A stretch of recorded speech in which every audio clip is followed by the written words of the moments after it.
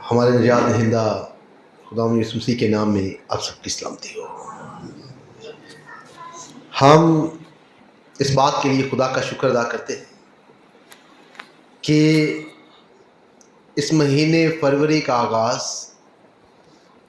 خداوند کے دن یعنی اتوار کے دن سے ہوا،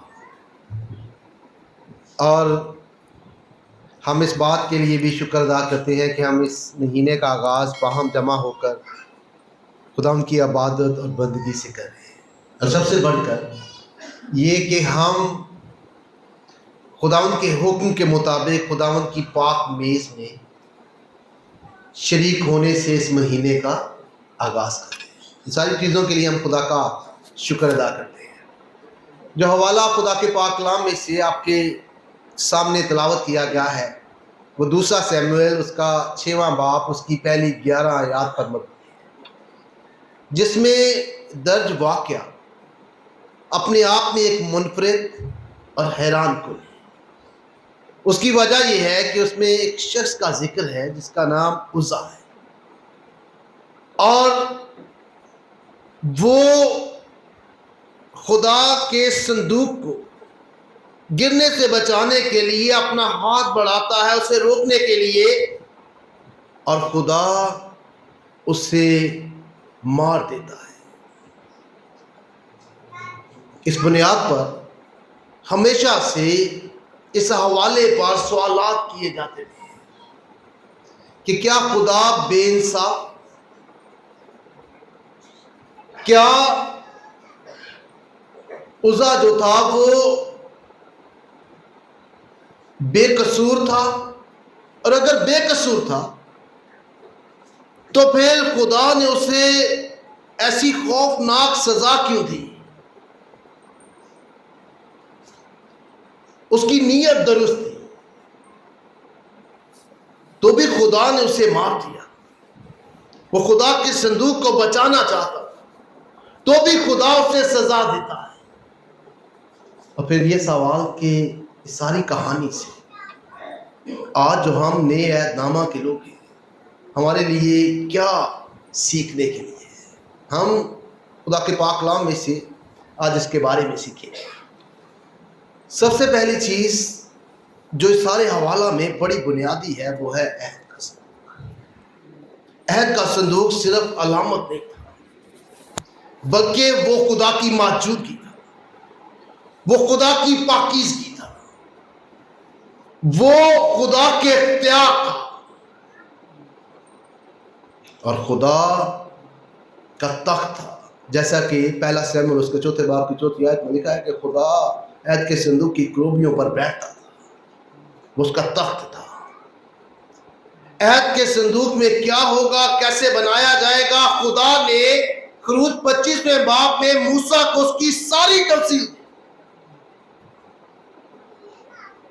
اور کیسے اسے استعمال کیا جائے گا۔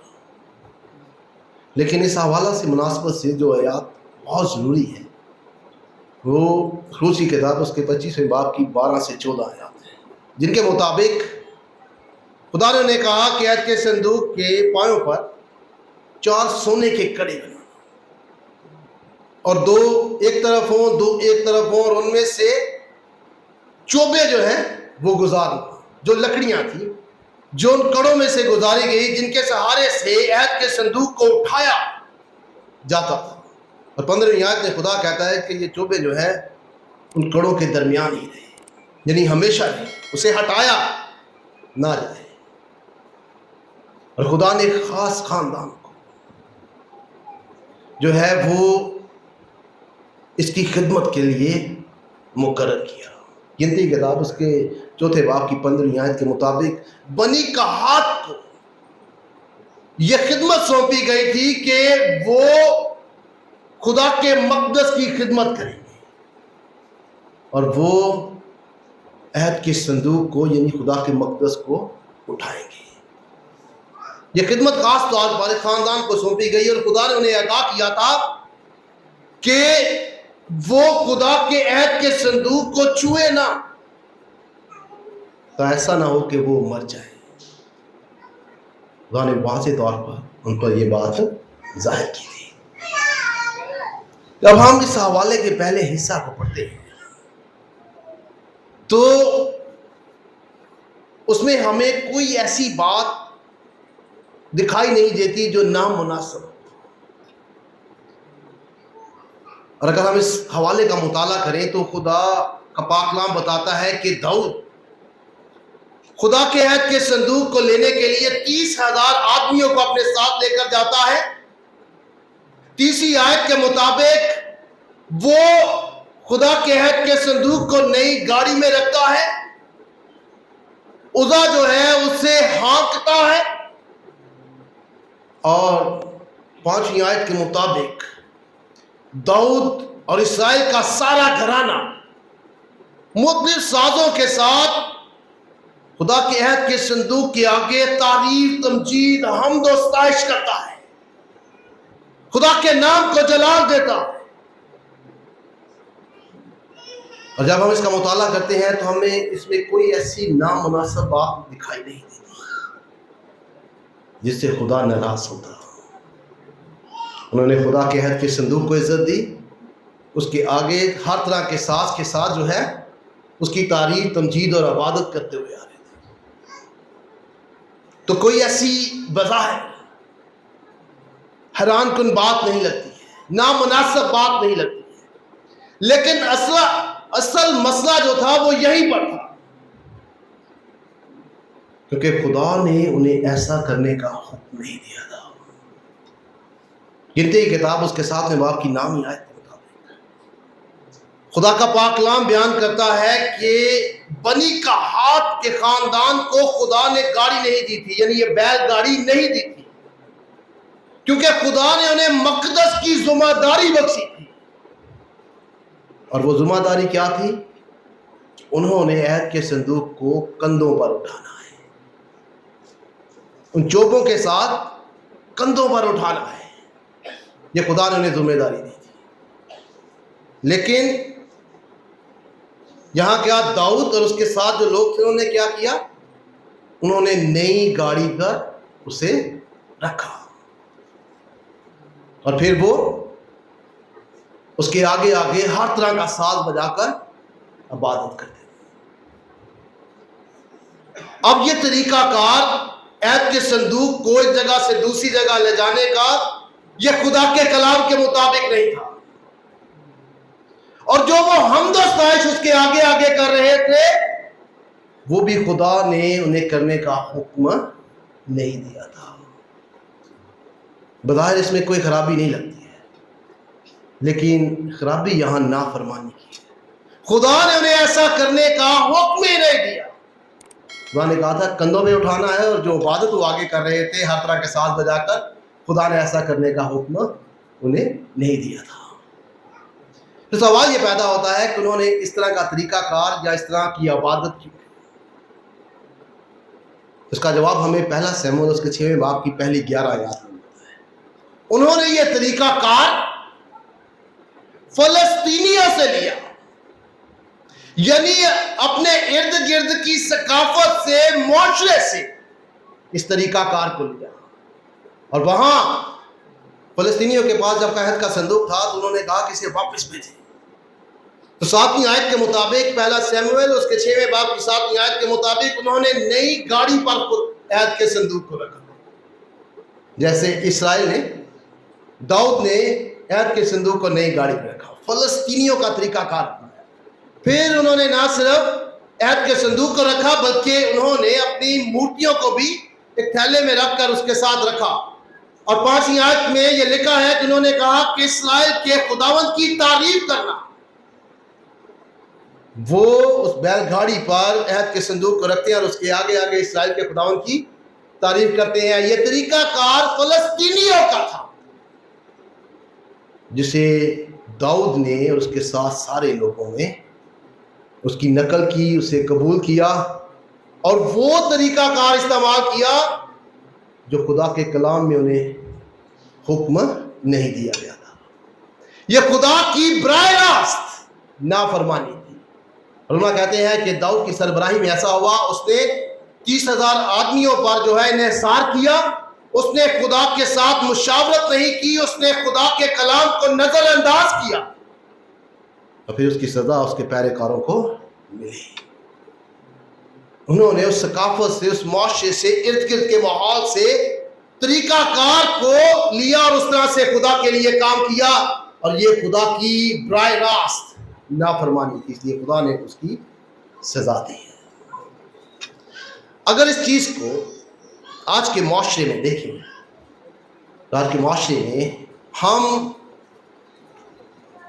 جس بیداری کے دور میں رہتے ہیں، جو سو کالڈ بیداری ہے، اس میں ہم نے اس معاشرے سے، ارد گرد کے ماحول سے، ارد گرد کی برادریوں سے طریقہ کار جو ہے وہ لیے اور خدا کی عبادت کا حصہ انہیں بنا دیا، جن کا حکم خدا کے پاک کلام میں ہمیں نہیں دیا گیا ہے۔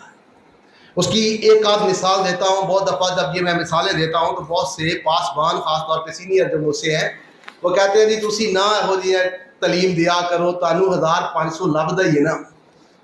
تو بات 1500 کی نہیں ہے، بات ہے خدا کے کلام کی۔ اس معاشرے میں، اس ثقافت میں جو پاک و ہند کی ہے، اس نے ہمیں جو طریقہ کار بتایا 30 کا، 10 کا، موڑی مکان کا، وہ ہم نے خدا کی عبادت میں اسے لے کر آئے۔ خدا کے کلام میں نہ 30 کی تعلیم دی گئی ہے، نہ 10 کی، نہ موڑی مکان کی۔ ہم نے ثقافت سے نقل کی اور اسے خدا کی عبادت میں لے کر آ گئے، اور ایسی عبادت خدا کے حضور قبول نہیں ہوتی ہے۔ پھر لوگ خدا کے گھر میں حمد و ستائش کرتے وقت پیسے پھینکتے ہیں، اور یہ خدا کے کلام میں ہمیں طریقہ کار نہیں بتایا گیا۔ یہ قوالیوں کے کلچر سے ہم نے اس کلچر کو اڈاپٹ کیا اور خدا کی عبادت کا حصہ بنا دیا۔ گانوں کی دنوں پر حمد و ستائش کرتے ہیں، ایسی عبادت خدا کے حضور قبول نہیں۔ اگر داؤد اور اس کے ساتھ جو ساتھی تھے اور وہ ہر طرح کا ساز بجا رہے تھے، لیکن ان کی عبادت کا طریقہ کا فلسطینیوں جیسا تھا، خدا کے حضور قبول نہیں ہوا۔ اس معاشرے سے جو بھی طریقہ کار جو ہمیں انٹرٹین کرتا ہے، اگر ہم لیتے ہیں خدا کے گھر میں اس طرح سے خدا کی عبادت کرتے ہیں جو خدا کے کلام میں ہم سے نہیں کہی گئی، تو ایسی عبادت خدا کے حضور میں قبول نہیں ہے۔ آج کے بیداری کے دور میں ہم خدا کی حضوری کو سنجیدہ نہیں لیتے۔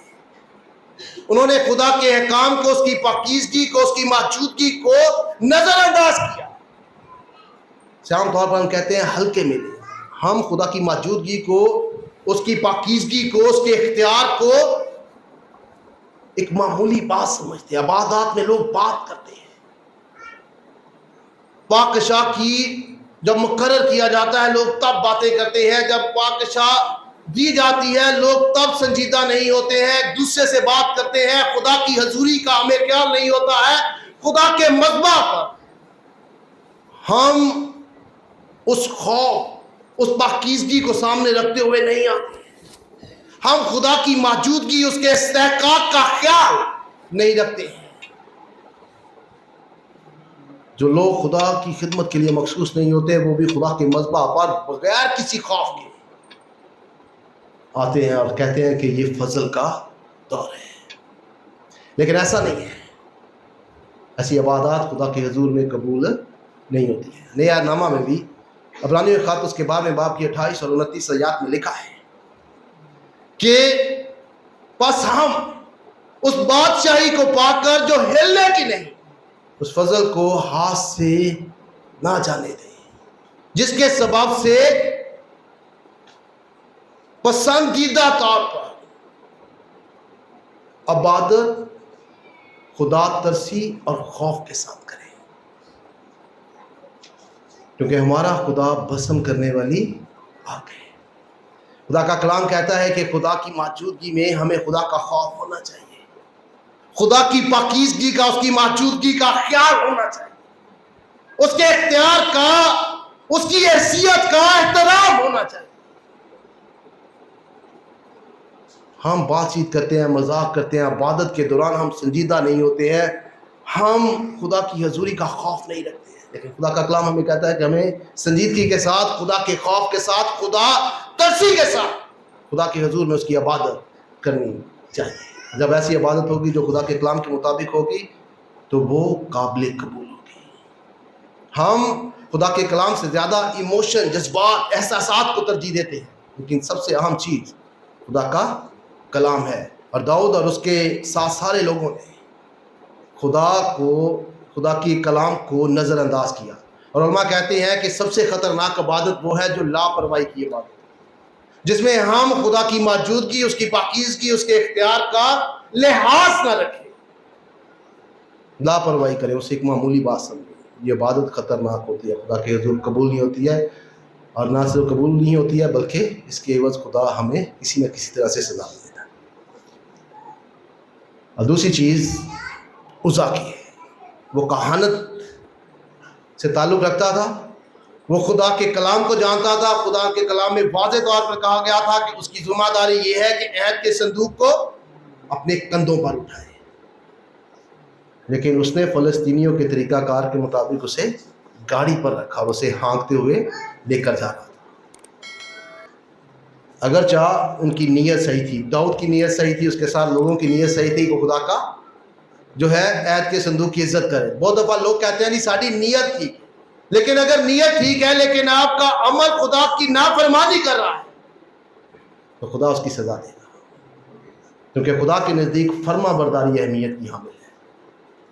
اس لیے پہلا سموئیل اس کے 5ویں باب کی 22ویں آیت میں لکھا ہے، دیکھ فرما برداری قربانی سے اور بات ماننا مینڈوں کی چربی سے بہتر ہے۔ اگر نیت ٹھیک ہے لیکن عملی طور پر آپ خدا کی نافرمانی کرتے ہیں تو خدا کے حضور قابل قبول نہیں ہے۔ عزا کی نیت اچھی تھی لیکن اس نے خدا کے حکم کی براہ راست نافرمانی کی ہے۔